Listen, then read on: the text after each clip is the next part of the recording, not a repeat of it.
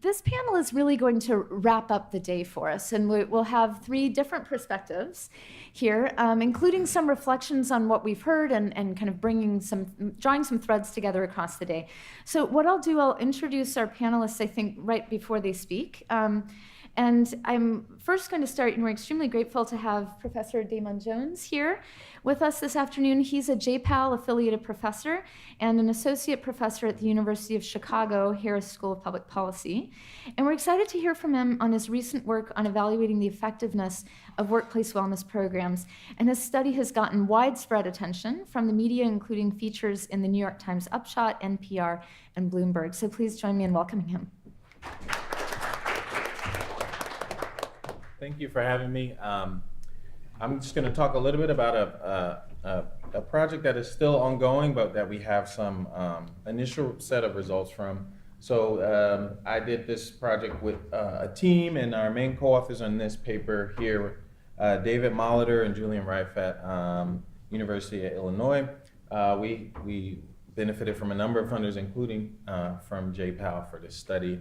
And so Matt mentioned earlier different research areas, including management practices. And so what we're going to talk about today might fit in under that umbrella. And so we looked at what are called workplace wellness programs. Those are programs that are designed by employers, a set of benefits offered to employees with the hopes of getting them to take preventative health measures that might lower their health costs, improve their health, maybe improve their productivity. This is a rapidly growing industry, and so you can see that a large number of workers, an increasing number of workers, are covered by these programs. The prior evidence, I would say, is mixed in the sense that there are a lot of studies that report high returns on investment, as high as $3 for every dollar of cost, in terms of lower healthcare costs or lower costs in absenteeism. But many of these studies are what we would call observational studies. In particular, they may compare someone who participates to someone who does not. And we might worry that that might suffer from what's called selection bias. There are just different types of people that may take up these programs. Also, this is a very policy relevant issue. So the Affordable Care Act includes increased ability for firms to offer incentives to encourage people to participate in these wellness programs. At the same time, there are questions about privacy and whether this is too intrusive of a benefit. So in the course of participating in a wellness program, your employer or someone may collect different data on outcomes. And so, for example, there was a story 2 days ago in the Washington Post about a program called Avia, where it tracks basically reproductive health outcomes. And in return, your employer may get aggregate data about all the employees who use this app. So they may know about pregnancies, pregnancy outcomes, and things for their workers. And as you can imagine, there are a lot of concerns and questions about the data that's collected and whether it's truly voluntary at the point where if incentives are high enough, there's a question about how legally speaking, whether this is truly voluntary divulsion of personal identifiable health data. So what did we do? We designed the Illinois Workplace Wellness Study. It was a large-scale RCT at the University of Illinois. So we designed a wellness program. We offered it, and we randomly offered it to a subset of the employees who were in the treatment group, and we compared that to members of the control group. We also gave them financial incentives for participating. And so we collected a number of data that were useful in evaluating these programs. We were able to get data on HR data, health claims data, some administrative data, survey, and some biometric data. We also pre-registered the study, so that reduced the scope for us to be able to data mine or cherry pick results. So what did we find? We did find that if we offer people larger incentives, they were more likely to participate in this program.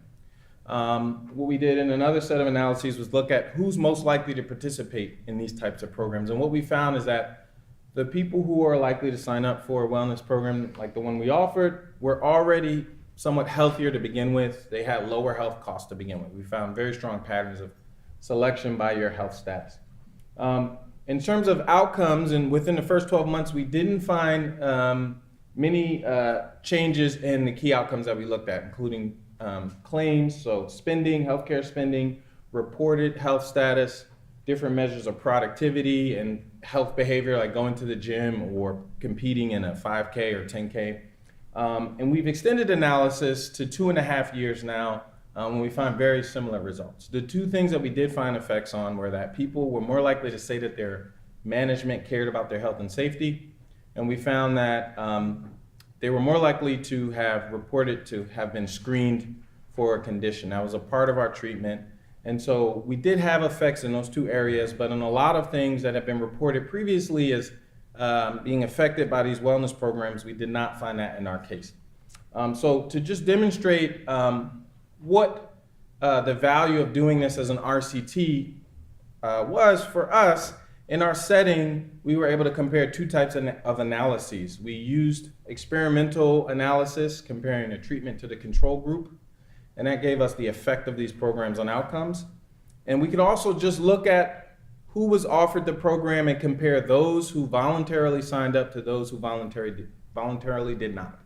And that is a type of study that might have been done previously to demonstrate results. So let me show you what happens when you do either way. So here's a figure that shows 5 outcomes of interest, whether you ran in 5K, 10K, or a marathon, the number of gym visits per year, whether you ended employment, hospital spending, and total medical spending. And here, this line down the middle means that there was no effect. Okay, these are the effects that we estimated when comparing participants to non-participants. So this is not the experimental analysis. This is I would call the less sophisticated analysis. Okay, and these are the effects in the range that they may take given what we see in the data. So if you're near this line, that means you have twice as many gym visits or more than twice as likely to participate in these competitions. And this line here means there's half as much going on. So those who participated were half as likely to leave the firm after 12 months. And here we see there are marginally some reductions in health spending too. So if we would have just offered a program, looked at participants, compared them to non-participants, we might have deduced that there were some effects of ranging success. Here is what we get when we look at the experimental analysis. Things are much more centered around no effect. Okay, so very different conclusions that we would have been led to if we would have done analysis that was not leveraging an RCT. The final thing I'll say is one of the lessons that we learned from this study is that we also benefited a lot from investing in broad dissemination. So we built a website where people could come, learn about the study. Eventually they'll be able to download the data and read the papers and reports. And so one of the things I was prompted was to talk about some lessons, and we learned that for this study where we're going to probably do a number of different analyses, it was worth it to invest in making sure that the word gets out about the results. So, thanks.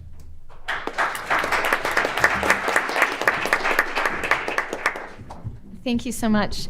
We're now going to hear from Julie Gehrki. She's joining us from Arkansas, where she is the Vice President of Philanthropy at Walmart and the Walmart Foundation. And she has been with Walmart for over 10 years and is responsible for programs that help Walmart create economic opportunity, enhance sustainability, and strengthen communities through philanthropic investments. Julie brings a unique perspective at the intersection of philanthropy and the private sector, and I'm excited to welcome her. Thank you. I'm really honored to be here today. This panel is about kind of thinking about what we've heard today and thinking back. And as we were talking about that, I was asked to name, I'm one of those people that when we did the exercise this morning about raise your hand, what sector you're in, creates a bit of an identity crisis because I sit in a lot of worlds. And so I was asked to spend a little bit of this time talking about the perspective I bring. And so I do sit in a world where I'm a corporate employee on full-time loan to create impact in many ways. And to think about that, this is how Walmart thinks about impact. It's different than when I was in private philanthropy or in other spaces because in many ways our biggest asset is the business. So how do we change and use the business to create shared value that's good for business, good for society? Use the business assets, but complement that with our convening power and power for partnerships and our philanthropy to go further than the business model could go. And so that's the world I live in. And so about 4 years ago, Walmart started a pretty significant journey. At that point, we made a commitment of $2 billion investment in our workforce, in wages, education, and training. And this is the framework that in many ways has emerged from that work. So it's access, stability, and mobility. We've now invested over $4 billion. And it's been across the full suite of spectrum. And so, that has included everything from investing in more maternity leave and paternity leave, wage increases of over 50% in the starting wage in the last couple of years. But two specifically, I thought I'd bring up in the context of future of work, really relate to this piece of mobility. So in training and upskilling over the last couple of years, we've built 200 academies around the country. These are co-located in Walmart. They're classrooms. They have VR, they have iPads, all of these things, and they are universally used for training our frontline management and up. So it's universal on-the-job training, about 2 weeks. They're within 200 miles, so close, so you can come up back and forth. They're taught by past operators, so people who have had that job before, who have been taught how to teach and really these pieces. And the time is both on the floor and in the classroom. You're learning everything from basic digital skills, if that's what's needed, to use that iPad to get your P&L, all those things, to on the floor seeing how various operations pieces are done. These programs now convey up to 19 hours of college credit.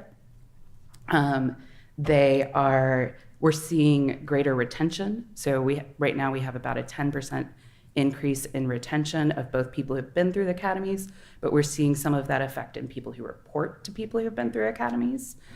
And so really thinking about how we're upskilling the work.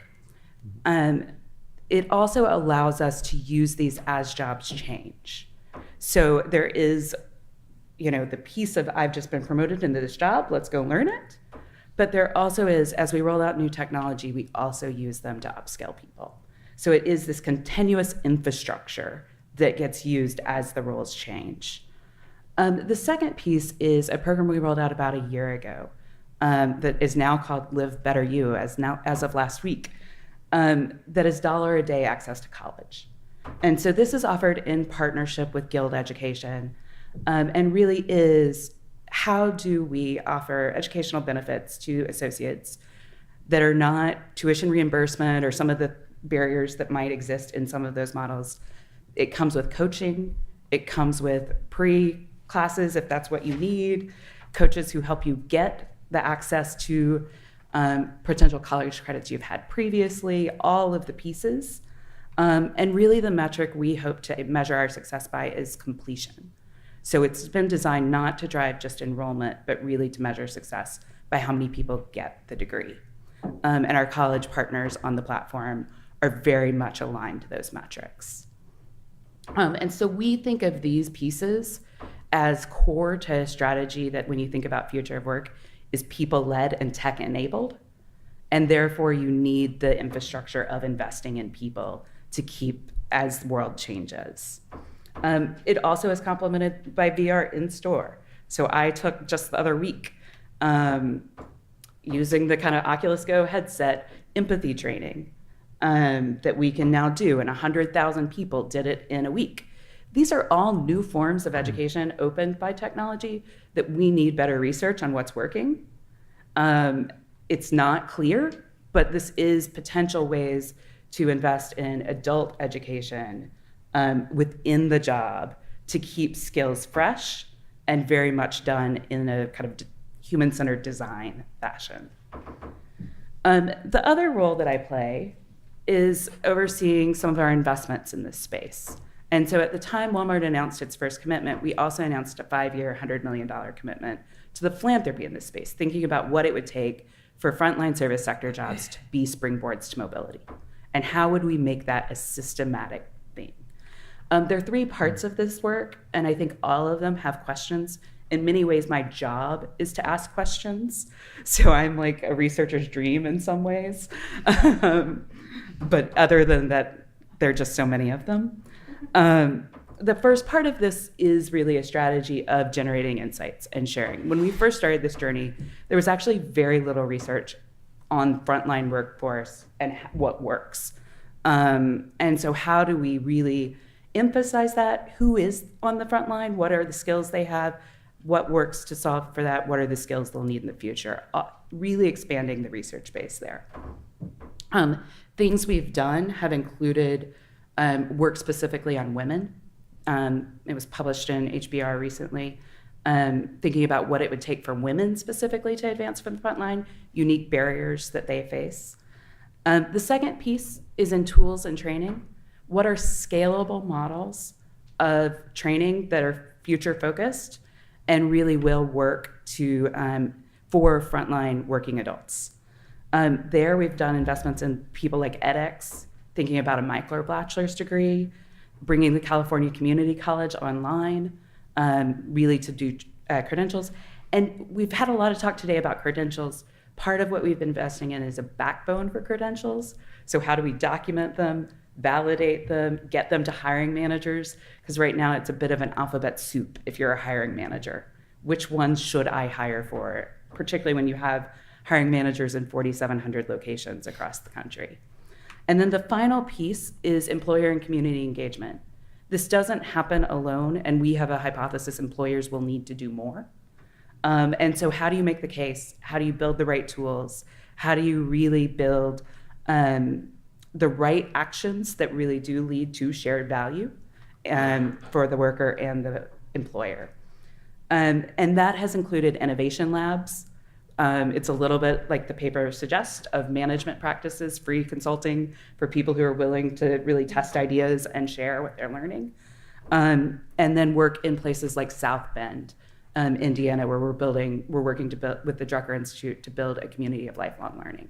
So as you can see, lots of questions from that, but that's a little bit of how I enter this conversation.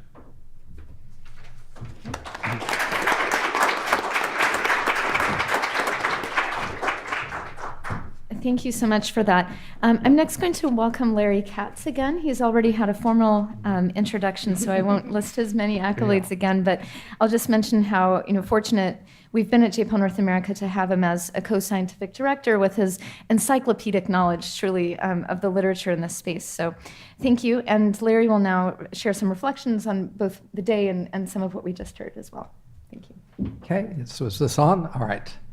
So I just want to thank all our panelists throughout the day, as well as all the participants here. This has been extremely illuminating from a broad range of perspectives to think about issues concerning both work of the future and the important role of workers and what research can potentially help contribute, and the important interactions between philanthropy, employers, researchers, workers, and nonprofits and worker advocacy groups. I think there's a lot we can learn from each other in pushing forward this shared agenda.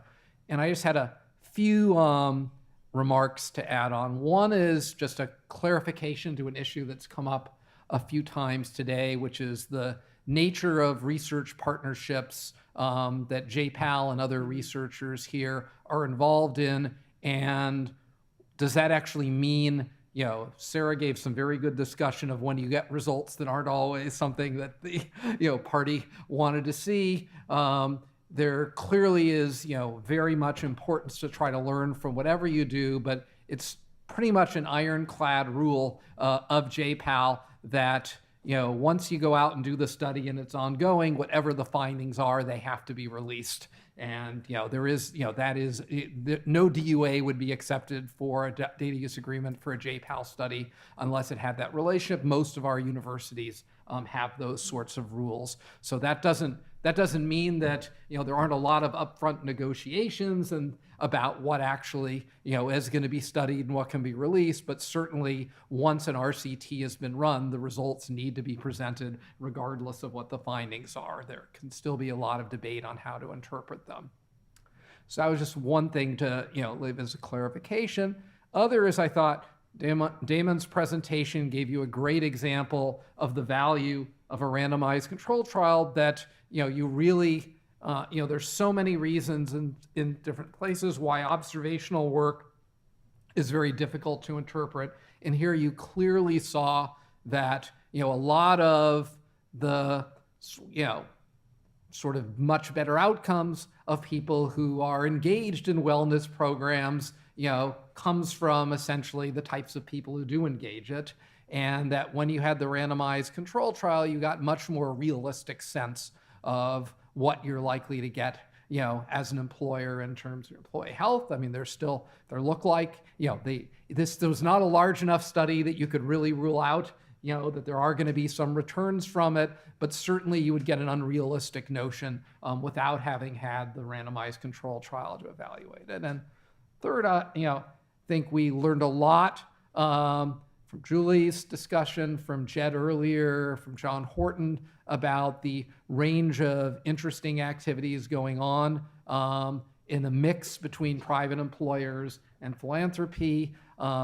Most of today's workforce who we are really concerned with, already are in frontline jobs today. And so, we thought a lot about, transitions from high school and getting work and getting you in there, but what happens to incumbent workers and their career opportunities, whether it's a home health aide, whether it's a frontline worker at Walmart, is going to be tremendously important, and probably more important on what the sort of pathway the middle class is going to be in the work of the future than the sexier things about, what exactly happens in a bunch of high-skilled manufacturing and high-end jobs. And so thinking about the ability to work with large employers, as we saw, particularly in sectors like retail, increasingly important, but also throughout the economy, and what happens in internal labor markets, and testing different models of training and continuing education is going to be essential to make progress on these issues. And just to sort of conclude, I think, there have been some, as David Otter said, some somber aspects of the fast. But, what I would say is, often there are two different visions out there. One of them is what I would call the vision of economic history, which is there are long periods of stagnation and difficulty, but they've often, been a precursor to new investments. The late 19th, early 20th century had large run-ups of inequality that then led to major shifts, access to high school education, changes in the clout workers had the job that led to broadly shared prosperity, that type in the graph I initially showed with 3% real income growth throughout the distribution for a period. It's hard to know whether we're in a period, like that could, have the potential with policies, with investments in research and learning to deliver shared prosperity. Again, there's the science fiction perspective in which all jobs disappear and, all things are taken over by AI and robots. It could be right this time,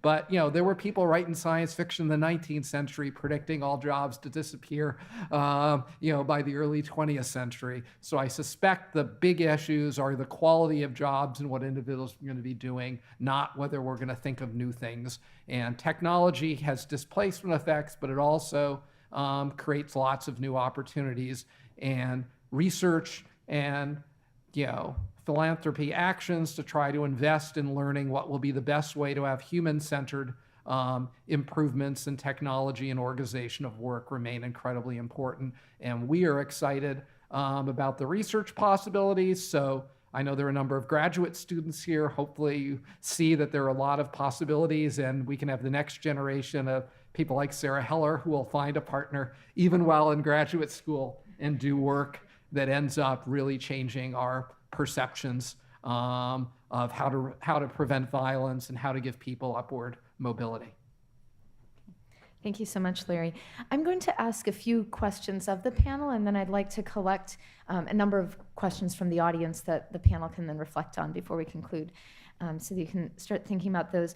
I thought I'd start with Damon. If you could share with us, I'd be very curious to understand how the workplace wellness industry reacted to the findings. What reactions did you get? And are there kind of new questions that you're planning to look at next? But I'm very curious to hear about the reactions and the conversation that you had with them. Yeah, that's a good question. So I guess as we, started to become aware of our initial analysis, and I honestly expected there to be maybe some level of defensiveness, because this is, related to people's, I guess, livelihood, their passion, things that they really believe in. But actually, I've been not surprised, but I guess reassured by the fact that we've received a lot of positive engagement from people who are just genuinely interested and curious about the results, that have asked us, follow-up questions, asked us, when our later results are going to be released, and trying to sort of parse through and figure out what they can learn from this in terms of their own business practices or their approaches. So I've actually found that we've had pretty not favorable, but constructive interactions with the professionals in those areas. My co-author was just emailing me today. He said he presented to some HR people yesterday. And, one of the things we did was we incentivized people to take this health screening. And we wanted to know what the effects of these health screenings were. So we wanted to make it as convenient as possible for people to do them. So we did them on the campus. We brought, medical professionals on campus to give people finger pricks and to measure biometric data. And we did have an impact on people's take up of those things. And, they said, well, we usually send people offsite to do these. It seems like that really lowers the cost of administering those health screenings. So, I guess there were things that people did learn from the study, and we've been getting, I guess, I think pretty, things have been, as I said, constructive. That's really encouraging to hear. And I'm remembering, I think it was both Sarah and Evelyn who were reflecting on the importance of framing this kind of work as learning. I think oftentimes when people think about program evaluation, if you will, it's, will there be a thumbs up or a thumbs down on a program or on an organization as a whole? And part of, why we started this day with the review papers, that I think what we're looking for is really a learning agenda, and want to engage with many different partners in learning, much more so than a desire to kind of put a stamp of approval or a rejection stamp on a particular piece. And kind of with that thought, I'd be very curious to hear from Julie, from the perspective where you're at, what do you think are some of the key unanswered questions? Where maybe this is an impossible question to answer, but what are some of the key open questions where you feel like you don't have the evidence you need to act and to make some decisions? And let's see, is that on? Yes. Okay. I think there are a lot of them, and just super candidly, part of how we think about philanthropy is it is risk capital. So you are in some ways by nature going to places where there are open questions. And our investment process is designed around that. A question we ask in the proposal process is, what are you going to learn? And then we try not to say what went wrong in the impact form, but what did you learn? And, not did it work, but how are we evolving and create that conversation? Because philanthropy is notoriously hard to do that because of power dynamics and all the things. And how do you make a funder that really wants to hear, I didn't do this right, now give me more money. So we recognize that and try to build a culture around it. I think both from Walmart and the philanthropy, there are questions about growth mindset and whether it can be taught. How do you change, that we believe that's going to be incredibly important in the future. And there are a lot of people who have told us it's not going to change once you get to an adult. I'm not sure I want to accept that, but can it? And what would that look like? There have been a lot of people who have talked about motivation, what motivates people to learn. We've all, when I talk to practitioners on the front line, they can typically tell me, I can tell you the first day who's going to be successful. It is the motivated person who may face many more barriers than some other folks, but kind of has that mindset. So what is that, and how do you do that over time? Those are some of the individual level questions. At the community, we think about what is geography going to change. We find a lot more variation than urban rural. We've been doing some work across 8 prototypes in future of work, and really thinking about what it's going to take in each of those. And guess what? The country's a mosaic. It's not state by state or coastal when you look at it. It's actually, northern Michigan looks a lot like South Arkansas, and various things. And so how do we really make sure we're thinking about the impact at the level of nuance it's going to take? And then the final piece I'll say is we think a lot about employers. We do have this hypothesis that employers are going to have invest a lot more in the front line, and a lot more in upskilling and retraining, and be very smart at that. And so what's it going to take? What are the how do employers make decisions? Would information transparency help HR managers and hiring managers and folks of that nature make more logical skill-based decisions that are, frankly, I loved the story earlier today about how doing that led to less bias. We think there are things like that, and that's a target audience that'll be really important. Great, thank you. And Larry, are there any reflections that you'd like to give either on the comments that were just made, or kind of zooming back, thinking about your time at the Department of Labor and how the research questions have kind of changed over time? Are some of the same questions being asked today that were being asked previously, or how have some of these focus areas shifted? Or any other kind of perspective you want to bring to how we're thinking about using randomized evaluations moving forward here? Yeah. Well, I would, say that, what I've gotten out of this is, thinking from both the beginning with Sarita and Julie here, thinking a lot, not just about programs, but about the perspective of workers themselves and of employers is incredibly important to be brought.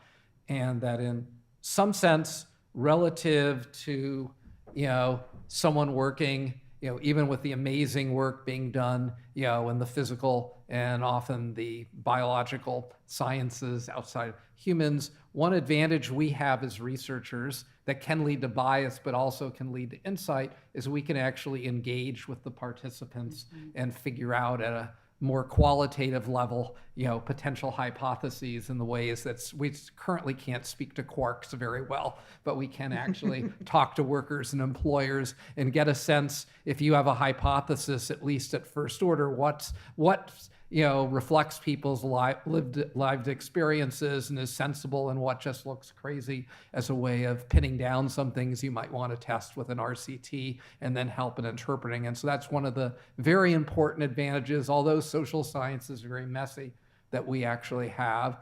And reflecting on, when I was the chief economist at the Labor Department, and with the late great Alan Kruger, we did a review of employment and training programs in 1993 and 1994.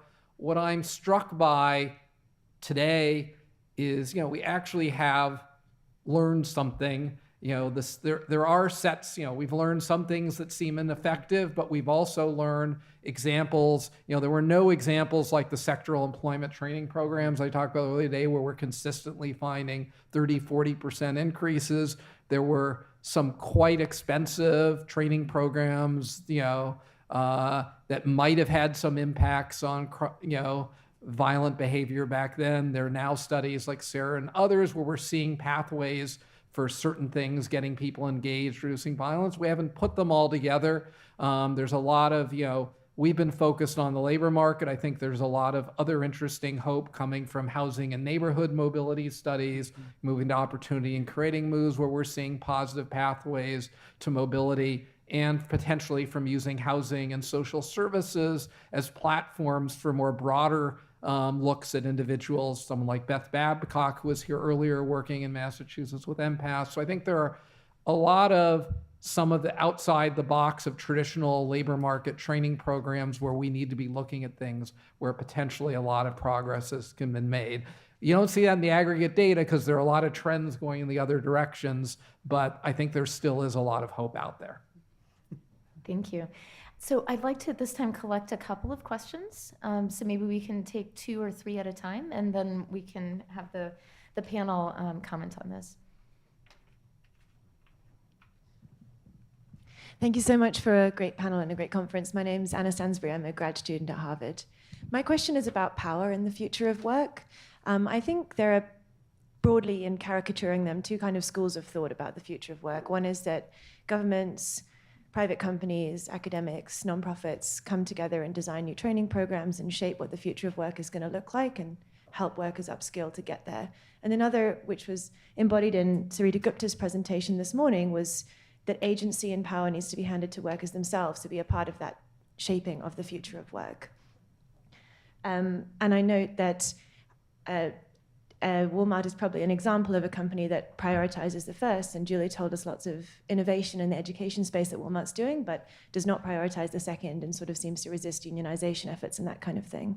So I'm interested to know what are all of your views on power in the future of work, and what forms of worker power and worker agency can we bring to this discussion? Thanks. Thank you. We'll take another question. Hello, I'm Johannes Lohmann from the Behavioral Insights team. We design, test, and implement behavioral economics programs and are sort of starting to do more and more of this stuff in the US. I have a quick question for Julie. We had a very short opportunity to talk earlier, and you started mentioning that you're seeing a lot of new jobs in Walmart itself, and I thought that was really interesting because, I mean, it's great to hear about all the work that Walmart is funding through the foundation, but it's also really interesting to hear what Walmart is seeing in its own workforce as such a massive employer. And so I'd love to just hear a little bit more about, like, what are those jobs? And I was sort of thinking about David Autor's, wealth jobs and frontier jobs. So what are those new jobs that you're seeing, and who are filling those? Are those mostly people that are internal and that are coming through your retraining efforts, or do you have to hire outside? And what can you share for other employers on that journey? Okay, thank you. All right, let's reflect on those two questions. Sure, I'll start. So on the first one, Walmart actually is unionized around many parts of the world. So kind of this perception that that's something that's not embraced is not true.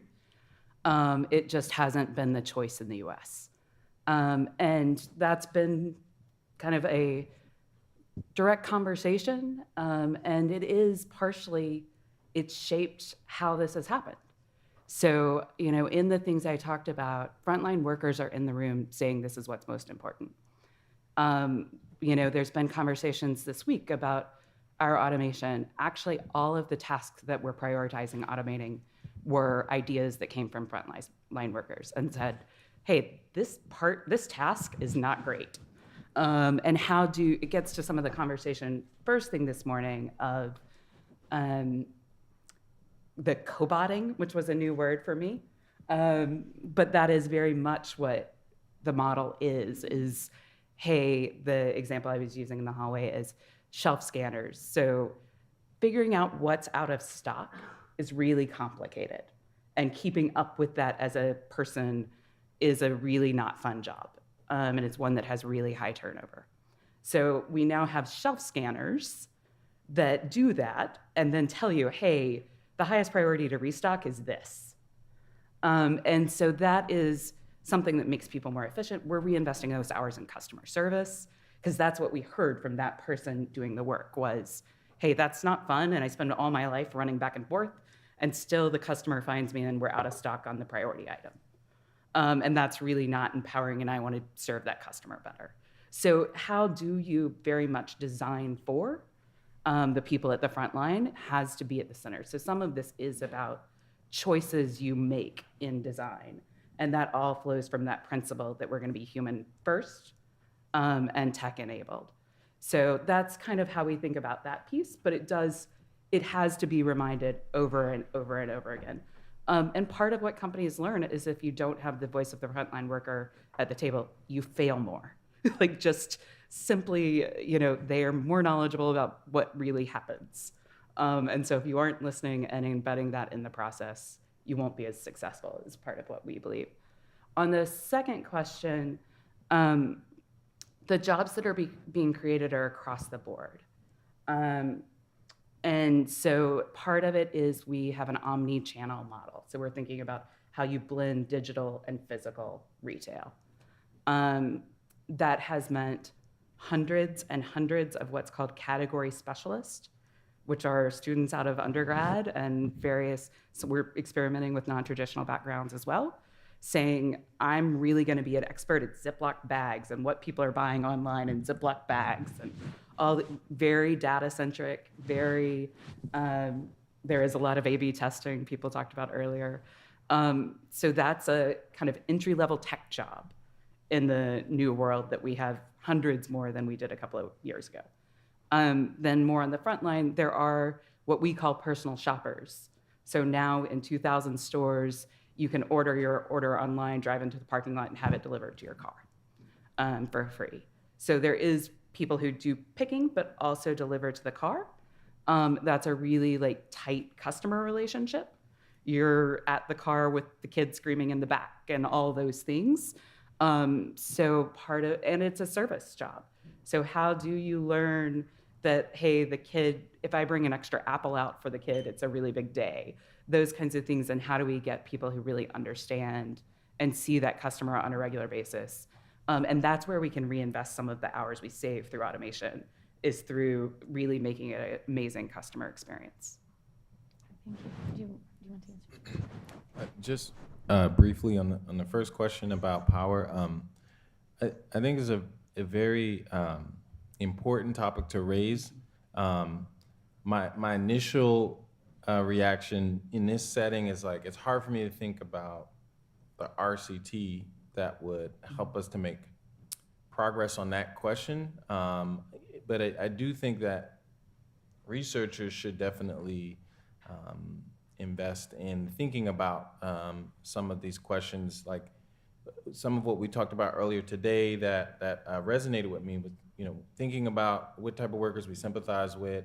We use language like dignity or a dignified job, and so and we talked about occupations that are typically gendered in certain ways and how people think about those. Like when we recently had the government shutdown, there was a lot of sympathy that was poured out for the workers, and the fact that they were struggling, and it was to me it was interesting to think about how other workers in that situation who were not in this high-profile, highly politicized situation are similarly struggling and not given the same sort of solidarity by the broad public. So I don't know how, if necessarily, that the RCT is the best way to make progress on those types of questions, but I do think that is very interesting nonetheless for us to think about. And I think my training in research and doing causal inference is not leaving me well prepared to answer those questions. So this is I'm kind of need new training to figure out how to address those types of questions, because I think that certain assumptions have been baked into my training that have led me to maybe not pay as much attention to those questions that are very important. So, Anna asked a very good question, a very difficult one that we're clearly not going to resolve with a single RCT. But I think I think economic history and comparative analysis often may be helpful. We certainly see that the period of shared prosperity in the U.S. with very rapid productivity growth and very strong wage growth was a period of stronger, a larger share of the workforce sort of being represented, had clout. We had a system that was probably reasonably well set up for the way the workforce existed in the mid-20th century. There clearly are reasons to think that, traditional union representation in a world where they're outsourcing opportunities internationally, domestically, may not be the right way. But there's, when I think of it, we tend to think of, based on the great work at Harvard of Richard Freeman and Jim Medoff, that, unions have a voice and collective action and solving public goods problems that's very valuable in the workplace, and employers, whether it's Walmart or others, even in the absence, look for ways of doing it.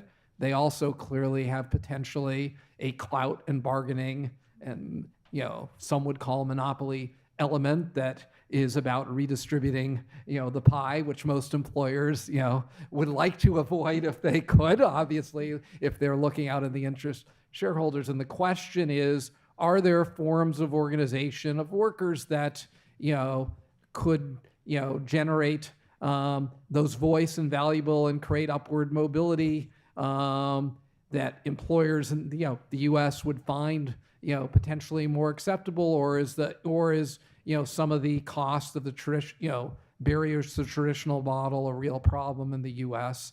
And we have some natural experiments looking across states and across areas, but it's they aren't as definitive. When if you look in the cross-country data, you clearly go pretty far with supply and demand of skills explaining broad things, but there's a lot left for institutional factors, particularly in the middle versus the bottom of the wage distribution. Not so much in the upper end, what we're seeing. And, in principle, the RCT could be used in the same way that you can advise a political campaign. I don't think this is our mission. You could look at better strategies of organizing workers in the same way people have done get out the vote and other things. And, so I think this tool could be used potentially to generate ways, or for different ways for employers, that you can experiment with work from home, as Nick Bloom has done. You could experiment with other ways of getting employee input and trying to see, does that both improve productivity and create pathways to other jobs. So I don't think I would completely rule out that there aren't going to be some synergies there to look at these issues. Thank you so much. So I think I'll just reflect on two things quickly here at the end. One is the importance, I think part of today's objective was to think about which questions we most want to answer. And from JPAL's perspective, one thing I just want to underline is that we really emphasize starting with the question. What's the question you want to answer? And then have that guide. What methodology will you use to answer it? And it's only a subset of questions, as Larry just mentioned, that where an RCT might make sense. And in other areas, an RCT might not make sense. We focus on this because we find it to be both a useful methodology that teaches us something new, and it's one where having an organization like JPAL specialize in it can be helpful. Not because we think that it's the only way to learn about the world. So I just wanted to mention that.